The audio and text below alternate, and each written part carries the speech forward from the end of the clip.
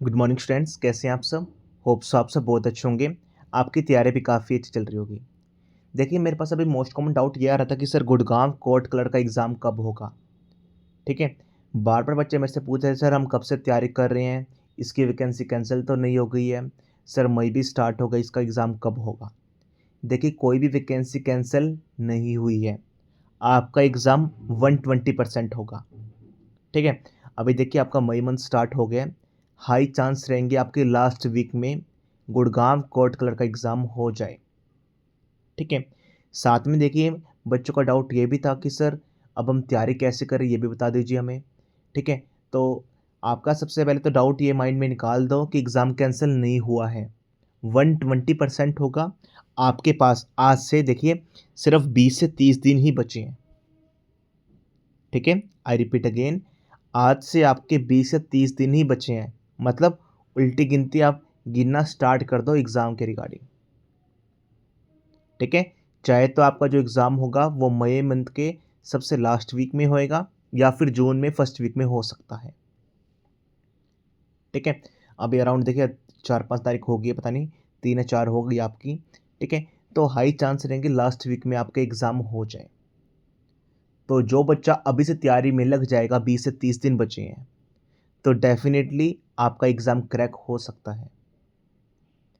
ठीक है, आप ये सोच सकते हैं कि एग्ज़ाम से पहले अगर आपने अभी तक कुछ भी नहीं पढ़ा, एग्ज़ाम से पहले 20 से 25 दिन 1 महीना अगर आप पढ़ लेते हैं, आपका एग्ज़ाम क्लियर करवाने की गारंटी मैं लेता हूँ। खुद 2 बार सिलेक्टेड हूँ, हज़ारों बच्चों का सिलेक्शन करवा चुका हूँ ऑलरेडी।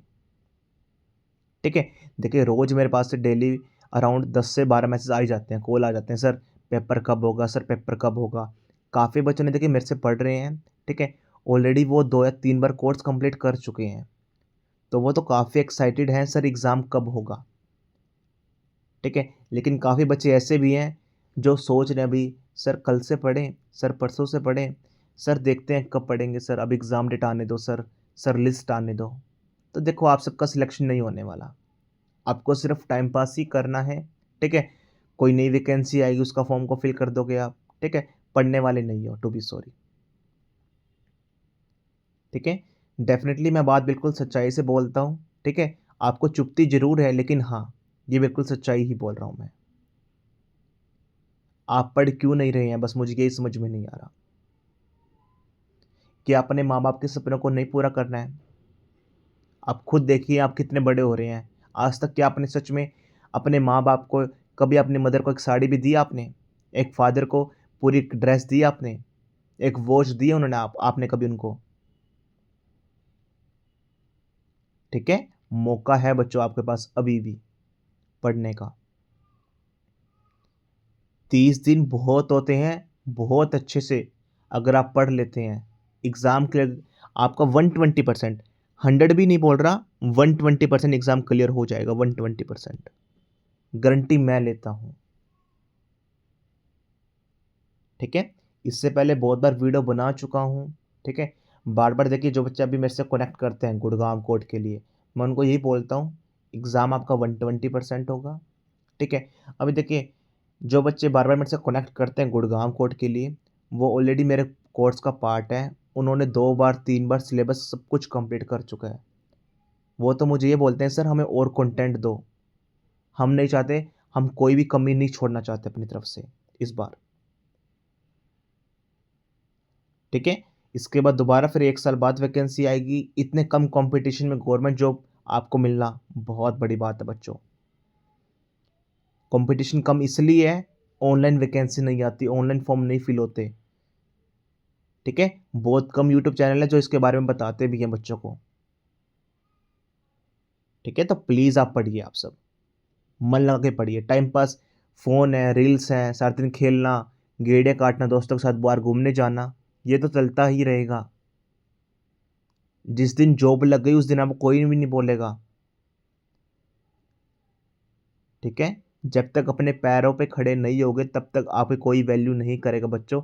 ये प्लीज़, ये मेरी बात माइंड में हमेशा याद रखना। जब तक आप 2 पैसे घर पे नहीं लेके आ रहे, आपको कोई एक इज्जत नहीं देने वाला। ठीक है, तो प्लीज़ मेहनत कीजिए आप। मैं आपको सिलेबस दोबारा बता देता हूँ एग्जैक्टली। ठीक है, मेरा फ़र्ज़ बनता है, जितना मेरे से बनता है 120% आप सबके लिए खड़ा हूँ। ठीक है, सिलेबस देख क्या रहेगा। 50 मार्क्स से आपकी जनरल नॉलेज रहेगी, 50 मार्क्स से आप इंग्लिश कंपोजिशन रहेगी। जनरल नॉलेज के अंदर national international news, history, politics, computer, economics, science, geography, strategy के करंट अफेयर्स, कुछ भी आ सकता है। 50 नंबर की रहेगी, 25 क्वेश्चन भी आ सकते हैं। अगर 25 क्वेश्चन आएंगे, हर एक क्वेश्चन आपका 2 नंबर का रहेगा। अगर 50 क्वेश्चन आएंगे, हर एक क्वेश्चन आपका 1 नंबर का रहेगा। ठीक है, इंग्लिश कंपोजिशन में आपके synonyms, antonyms, one word substitution, idioms, fill ups, essay, letter, translation, precis. Out of 50, 30 marks will belong to descriptive. In descriptive you will find essay, letter, translation, presses. Rest of the remaining 20 marks आपकी grammar रहेगी। Grammar में वो कुछ भी पूछ सकते हैं।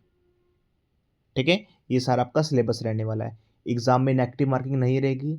काफ़ी कम कंपटीशन है, 3,000 के आसपास बच्चे फॉर्म को फिल करें, जो फिल हुए होंगे अराउंड। ठीक है, उसमें से देखिए 300-400 बच्चे वैसे एब्सेंट हो जाते हैं, 2600 बच्चे बचते हैं, उसमें से सिर्फ 200-300 बच्चे ही हैं जो पढ़ने वाले होते हैं। आप खुद बताइए, क्या इतनी वैकेंसी के बावजूद भी आप 200-300 बच्चों में सिलेक्शन नहीं ले सकते? दूसरे एग्जाम देखिए, वहाँ पर लाख बच्चा बैठता है, लाख। ये नहीं पता कौन से स्टेट से है, कौन सी सिटी से है, कहाँ से है। ठीक है, इससे फास्ट प्रोसेस मैंने तो आज तक नहीं देखा। 10 से 12-15 दिन में आपका रिजल्ट भी आ जाता है। रिजल्ट आने के बाद, ठीक है, जैसे रिजल्ट आएगा 2 या 3 दिन बाद, हफ्ते बाद आपको सीपीटी के लिए बुला लेते हैं टाइपिंग के लिए। टाइपिंग का 2 दिन में रिजल्ट आ जाता है। इससे फास्ट प्रोसेस आपको क्या चाहिए बताइए? सिर्फ मुझे पढ़ने वाला बच्चा चाहिए और कुछ भी नहीं चाहिए। ठीक है, अभी वीडियो मैंने बनाई है, इससे रिगार्डिंग में थोड़े बहुत क्वेश्चन भी करवा देता हूँ आपको जनरल नॉलेज के, जो पहले कोर्ट में पूछे गए हैं। ठीक है, चलिए स्टार्ट करते हैं। बीच में कोई भी वीडियो नहीं देख के जाएगा। 15 क्वेश्चन लेके आया हूँ, सारे कंप्लीट करके जाएंगे। ठीक है, फर्स्ट क्वेश्चन देखिए, ये पहले आए हुए हैं, मैंने वही उठाए हैं बिल्कुल सेम। आपको फेमस नेगलेंडर यूनिवर्सिटी बतानी है। Was establish during which dynasty? कौन से डायनेस्टी के तहत, कौन से डायनेस्टी के अंदर ये नेगलेंडर यूनिवर्सिटी बनी थी? मौर्य, गुप्ता, हर्षा, चोला। इसका आंसर क्या रहेगा? कौन से डायनेस्टी के तहत बनी थी? That is Gupta, Gupta dynasty. ठीक है, second, who was the first women ruler of Delhi सल्तनत? आपको पहली महिला का नेम बताना है जो रूलर थी दिल्ली सल्तनत की। That is Noor Jahan, Razia Sultan. मुझे आगे जाने की नीड ही नहीं है, मुझे अपना आंसर मिल गया। सेकंड का बी पार्ट, रजिया सुल्तान। ठीक है, third, which constitutional amendment lowered voting age from 21 to 18? कौन से कॉन्स्टिट्यूशनल अमेंडमेंट के तहत जो हमारी वोटिंग एज थी उसको हमने 21 से 18 कर दिया था? 42, 44, 61, 73। इस क्वेश्चन का आंसर आप दोगे। बहुत बार करवा चुका हूँ ये वाला क्वेश्चन तो मैं। ठीक है, जो बच्चे मेरे से जुड़े हुए हैं, मेरे पेड कोर्स का पार्ट ले रखा है, आप सभी को पता होगा। ठीक है, 42 आएगा, 44 आएगा, 61 आएगा, 73। आप इस क्वेश्चन का आंसर कमेंट सेक्शन में देंगे। ठीक है, हर एक बच्चा कमेंट सेक्शन में इसका आंसर देगा डेफिनेटली। नेक्स्ट क्वेश्चन में मूव करते हैं। Fourth question, which of the following test provide information about the early Vedic society? इनमें से कौन सा टेस्ट हमें अर्ली वैदिक सोसाइटी के बारे में ज्ञान देता है, हमें बताता है एग्जैक्टली क्या हुआ था, क्या ज्ञान था, एग्जैक्टली हर एक टर्म्स के बारे में बताता है? अर्थशास्त्र, ऋग्वेदा, मनुस्मृति, महाभारत। इस आपको ये टेस्ट है जिसके अंदर आपका गायत्री मंत्र भी इंक्लूडेड है। इसके अंदर आपके 1024 हाई मंथ्स हैं, आपको वो वाले टेस्ट का नेम बताना है। तो इसका आंसर रहेगा ऋग्वेद। आपके जो 4 वेद हैं, ऋग्वेद में सबसे पहला और सबसे ओल्डेस्ट वेद कौन सा है? ऋग्वेद। ऋग्वेद, सामवेद, यजुर्वेद, अर्थवेद। ये वाला क्वेश्चन आई थिंक सो कुछ अलग तरीके से मैंने कल भी पूछा था, तो यहाँ पर गुड़गांव कोर्ट में कुछ अलग तरीके से यहाँ पूछा गया है। काफ़ी बच्चे इस क्वेश्चन में देखिए कि आंसर लगा के आते हैं, मैं आपको बता देता हूँ। मोस्टली बच्चों ने पिछली बार क्या किया था? फोर्थ का सी पार्ट, मनुस्मृति के बारे में इस पर टिक किया था, लेकिन यहाँ पर आएगा ऋग्वेद। ये क्योंकि यहाँ पर लिखा हुआ है सबसे अबाउट द अर्ली, देखो अर्ली लिखा हुआ है, अर्ली वैदिक सोसाइटी, बहुत पहले की। ठीक है, fifth, who among the flowing Greek ambassador visited the court of Chandragupta Maurya? इनमें से कौन से ग्रीक एम्बेसडर ने विजिट किया था कोर्ट चंद्रगुप्त मौर्य का? That is Seleucus, Megasthenes, Deimachus, Dionysius. आपको बताना है। ठीक है। कौन से ग्रीक एम्बेसडर ने विजिट किया था, वो आया था चंद्रगुप्त मौर्य कोर्ट में, दैट इज क्या आंसर रहेगा इसका, मैक्सथनीज। फिफ्थ का बी पार्ट बहुत इंपॉर्टेंट है, मैक्सथनीज, स्पेलिंग याद रखना। वन मोर थिंग, आपके एग्जाम में देखिए मैं आपको पहले इन्फॉर्म कर देता हूँ, हाई चांस रहेंगे एमसीक्यू बेस्ड जानने की, लेकिन वन वर्ड के फॉर्म में भी क्वेश्चंस आ सकते हैं, उस चीज़ के लिए भी आप तैयार रहना। वन वर्ड का मतलब मेरा क्या है, सपोज करो कोई क्वेश्चन है, उसका आंसर आपको लिखना है। इसमें सिंपली ऐसे पूछ लेगा, ठीक है, कौन सा ग्रीक एम्बेसडर था जिसने विजिट किया था चंद्रगुप्त मौर्य के कोर्ट में, तो आपको उसका आंसर लिखना है। तभी मैंने आपको बोला स्पेलिंग याद रखना। वो कोई भी पैटर्न फॉलो कर सकता है, हमें हर एक चीज़ के लिए पहले से प्रिपेयर रहना पड़ेगा, ठीक है। नेक्स्ट मूव करते हैं, हमारे फिफ्थ क्वेश्चन हो गए। सिक्स क्वेश्चन पे, द पूना एक्ट जो 1932 के बीच में हुआ था, वो साइन हुआ था किस किस के बीच में, काफ़ी इंपॉर्टेंट क्वेश्चन है। गांधी और जीना के बीच में, गांधी और बी आर अम्बेडकर, हाँ सेकंड ऑप्शन बिल्कुल ठीक लग रहा है मुझे, गांधी और बी आर अम्बेडकर के बीच में ये साइन हुआ था पूना एक्ट, जो 1932 में हुआ था। दो क्वेश्चन बन सकते हैं, पूना एक्ट कब साइन किया गया था, 1932 के अंदर, किन किन के बीच में किया गया था, ये याद रखना। Seventh question, which of the following Harappan site is located in Gujarat, आपको बताना है, देखिए मैंने हरप्पन साइट सारी लिख दी हैं, ठीक है, आपको बताना है कि इनमें से कौन सी साइट गुजरात में लोकेटेड है, ठीक है। देखिए कालीबंगन कहाँ पर है, राजस्थान में, बनवाली कहाँ पर है, राजस्थान में, लोथल आपकी गुजरात में रहेगी, रोपड़, ठीक है। कालीबंगन हमें सिर्फ एक ही बतानी है, विच of the following Harappan site Gujarat के अंदर है, तो इसका आंसर रहेगा लोथल, लोथल जो आपकी गुजरात के अंदर है। राजस्थान की दो हैं काफ़ी इंपॉर्टेंट है, कालीबंगन और बनवाली। आपको एक और बताना है, ठीक है, कमेंट सेक्शन में सारे बताना रोपड़ कौन से कहाँ की है, कि कहाँ पर लोकेटेड ये साइट है रोपड़। आपसे दो क्वेश्चन मैंने पूछे हैं, ठीक है। रोपड़ हर एक बच्चा बताएगा कि कहाँ पर कौन सी स्टेट में लोकेटेड है, Indus valley civilization, Harappan site, IVC, ठीक है। तीन मैंने आपको बता दिए, एक आपसे पूछिए। कालीबंगन बनवली राजस्थान के अंदर है, लोथल गुजरात के अंदर है, रोपड़ आपको बतानी है, ठीक है। एट क्वेश्चन करते हैं। देखिए क्वेश्चन मैं इसलिए आपसे बार बार पूछ रहा हूँ क्योंकि सेशन जो इंटरेक्टिव रहे, कि हाँ सिंगल हैंडेड नहीं रहना चाहिए, आप भी एक्टिवली पार्टिसिपेट करो, जिससे मुझे भी अच्छा लगे कि हाँ बच्चा मेहनत कर रहा है मेरे साथ। नहीं तो यार मुझे तो आता ही है सारा कुछ, मैं खुद ही पढ़ा के चले जाऊँगा तो बेनिफिट क्या है इस चीज़ का। इतना अच्छा सेशन ले रहा हूँ तो प्लीज़ इस चीज़ का बेनिफिट उठाइए आप, ठीक है। एट्थ क्वेश्चन देखिए, फाइनेंस कमीशन किसके आर्टिकल के तहत आता है, आर्टिकल नंबर 280, 266, 360, 148। पहला ऑप्शन मुझे ठीक लग रहा है, 280, ठीक है। इसमें से देखिए एक और इंपॉर्टेंट है, बस अब 360 और बता देना मुझे, 266 इंपॉर्टेंट नहीं है, ना ही 148, 360 आर्टिकल बता देना, ये इंपॉर्टेंट है, ये एग्जाम में आया हुआ है। Article number 352, article number 356, article number 360, तीनों इंपॉर्टेंट है, अगर आपको आते हैं तीनों बताना, ठीक है। लेकिन जो फाइनेंस कमीशन है वो 280 का आंसर रहेगा आपका, ऑप्शन ए पार्ट, एट्थ का ए पार्ट, ठीक है। नाइन्थ क्वेश्चन देखिए, the attorney general of India is appointed by, जो अटॉर्नी जनरल ऑफ इंडिया है उसको किसके द्वारा अपॉइंट किया जाता है, prime minister, president, parliament, chief justice. Simple इसका आंसर रहने वाला है आपका प्रेसिडेंट, ठीक है। प्रेसिडेंट सुप्रीम कमांडर होता है आपके तीनों पावर का भी, ठीक है। तो साथ में जनरल को कौन अपॉइंट करता है, आपका प्रेसिडेंट, तो इसका आंसर क्या रहेगा, नाइन्थ का बी पार्ट, ठीक है, प्रेसिडेंट। नेक्स्ट क्वेश्चन पे मूव करते हैं। काफ़ी अच्छा मुझे वीडियो लग रही है, पढ़ाने में काफ़ी अच्छा मजा आ रहा है मुझे तो, ठीक है। हीराकुंड डैम कौन सी रिवर के ऊपर बिल्ट है, गोदावरी, कृष्णा, महानदी, नर्मदा। कितना ये अच्छा क्वेश्चन, आप खुद देखिए ना, मतलब अगर ऐसे ऐसे क्वेश्चन आ रहे हैं तो मतलब दिल ही खुश हो जाता है। हीराकुंड डैम कौन सी रिवर के ऊपर बिल्ट है, गोदावरी के ऊपर, कृष्णा के ऊपर, महानदी के ऊपर, नर्मदा के ऊपर, दैट इज महानदी के ऊपर, टेंथ का सी पार्ट, ठीक है। नेक्स्ट क्वेश्चन पे मूव करते हैं। Which country known as land of thousand lakes, कौन सी कंट्री को हम लैंड ऑफ थाउजेंड लेक्स के नाम से भी जानते हैं, या फिर which country is known as land of thousand lakes, ठीक है। नॉर्वे, फिनलैंड इसका आंसर आ गया है, आपका बी पार्ट इसका आंसर रहेगा, ठीक है। साथ में स्वीडन कनाडा तो हो नहीं सकती, आपका बी पार्ट, ठीक है, फिनलैंड आपका आंसर रहेगा। साथ में आपको ये बताना है, जो फिनलैंड है वो हर बार ना उसका लेवल 1 रहता है, ठीक ठीक है। जो रैंक 1 रहता है कौन से स्टेटस में, आपको ये बताना है। हर बार उसका रैंक 1 आता है, ये वाला क्वेश्चन पूछा गया है।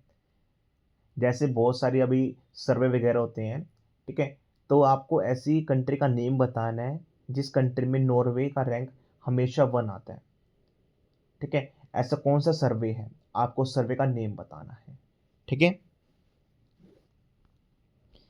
ये आपकी लास्ट स्लाइड रहेगी। 12th क्वेश्चन देखिए, which river is known as sorrow of Bihar. कौन सी रिवर को हम सोर ऑफ बिहार भी बोलते हैं? गंगा, कोसी, गंडक, सन। आपका आंसर रहेगा कोसी। हम कोसी रिवर को सोर ऑफ बिहार भी बोलते हैं। 12th का बी पार्ट, ठीक है। And the last question is, which Indian state has the highest literacy rate? That is Kerala. बहुत बार करवा चुका हूँ। तमिलनाडु, महाराष्ट्र, केरला, हिमाचल प्रदेश, ठीक है। अभी तो आपको रट गया ही होगा कि कितने परसेंट होती है लिटरेसी रेट इंडिया के अंदर की, केरला स्टेट की। बहुत बार मैंने करवा चुका हूँ, मोस्टली बच्चों को तो अभी भी याद नहीं हुआ होगा। कितने परसेंट होती है याद रखना, 74.04%। याद रखना, ना 74.23 है ना 34 है, कुछ भी नहीं है, ये सारा गलत है, ठीक है। आपका आंसर रहेगा 74.04%, ये बिल्कुल एक्यूरेट है, ठीक है।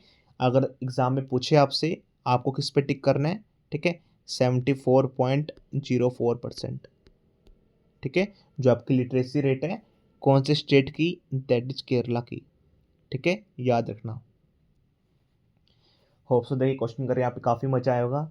3 से 4 क्वेश्चन मैंने आपसे पूछे हैं, तो प्लीज़ उस क्वेश्चन का आंसर देना सभी का। एक तो आई थिंक सो मैंने रिवर वाला पूछा आपसे, एक मैंने रोपड़ की साइड वाला पूछा है, और स्टार्टिंग में एक क्वेश्चन पूछा था, हाँ ये वाला, जो आपकी वोटिंग एज है जिसको 21 से हमने 18 कर दिया है, तो कौन से अमेंडमेंट के तहत किया गया है। तो ये वाला क्वेश्चन का भी आंसर आप देना, ठीक है। देखिए बच्चों के बहुत अच्छे कमेंट्स आते हैं, रिव्यूज़ आते हैं कि सर आपके पढ़ाने का तरीका काफ़ी अच्छा है, पढ़ना, ठीक है। बहुत मज़ा आता है मुझे 2 बच्चों की बातें सुन के, ठीक है। साथ में भी पलवल कोर्ट का भी रिजल्ट आया है। 301 बच्चों ने क्वालिफाई किया है, 301 में से 275 बच्चे मेरे हैं, मेरे से पढ़े हुए हैं। देखिए मुझे अभी जो 25 आस पास बच्चे हैं, डेफिनेटली उन्होंने मेरी वीडियोस वगैरह देखी होंगी, ठीक है। तो अभी उनका कनेक्शंस नहीं मिला है मेरे पास, उनके पास ना कॉल्स वगैरह है मेरे पास उनके, ठीक है। लेकिन हाँ, मोस्टली बच्चे मेरे से ही पढ़े हैं और वो लगे हैं। पूरे हरियाणा पंजाब में ऐसा कोई भी कोर्ट नहीं है जहाँ मेरा बच्चा ना बैठा हो। हज़ारों बच्चों को सिलेक्शन दिला चुका हूँ। ऐसी लिस्ट तो बहुत सारी बन रखी है, आप चेक कर सकते हैं, ठीक है। साथ में देखिए जिन बच्चों को प्रॉपर एक तैयारी करनी है, हाँ सर हमें आपसे तैयारी करनी है, जो आप कंटेंट डिलीवर करोगे, अगर आप उससे पढ़ लेते हो, उससे बाहर आपको अलग से सिंगल वर्ड पढ़ने की नीड नहीं है। ना कोई लूसेंट पढ़नी, ना कोई मैगजीन पढ़नी, ना कोई आपको वोकैब के लिए अलग से ब्लैक बुक करनी है, कुछ भी नहीं करना आपको। जो मैं कंटेंट डिलीवर दूँ उससे पढ़ लो, सिलेक्शन की गारंटी मेरी तरफ से रहेगी, ठीक है। जो मैं पढ़ाऊँगा उससे बाहर आपके एग्ज़ाम में कुछ भी नहीं आएगा। ऐसे लेटर की कॉपी भी चेक होंगे हमारे पास, ऐसा नहीं है आपने पेमेंट की, कोर्स लिया ख़त्म। Right from first till last आपके साथ टच में रहेंगे। सबसे अच्छा बच्चों को यही पॉइंट लगता है कि मैं उनके टच में हूँ, उनके साथ खड़ा हूँ। कभी भी कुछ भी क्वेरीज आती हैं, इंस्टेंट मुझे मैसेज करते हैं, कॉल करते हैं, सर प्लीज़ हेल्प करो, और मैं उनकी डेफिनेटली हेल्प भी करता हूँ। आपकी इसके अंदर कॉपी चेकिंग भी होएगी, ठीक है। ऐसे लेटर के लिए स्पेसिफिक 10 से 12 ऐसे करवाऊंगा, लेटर 7 से 10 करवाने वाला हूँ, उसमें से आपके एग्जाम में आ जाएंगे, ठीक है। काफ़ी कंसाइज वे में सब कुछ पढ़ाया गया है, ये नहीं कि पूरी हिस्ट्री पॉलिटी पढ़ा दी है, 1000 घंटे का लेक्चर्स है, ऐसा कुछ भी नहीं है। पढ़ोगे खुद आपको मोटिवेट रहेगा, सर इतने कम कंटेंट आपने दिया है प्रिसाइज वे में, और यहीं से हमारा सिलेक्शन भी होगा, ठीक है। एग्जाम के रिगार्डिंग कोई क्वेरीज है, कुछ समझ में नहीं आ रहा, आप बात कर सकते हैं। इंक्वायरी नंबर हमारा रहेगा 9991503559, ठीक है। जिन बच्चों को कोर्स में इनरोल करना है, ये हमारा इंक्वायरी नंबर रहेगा। That's all from my side, thank you.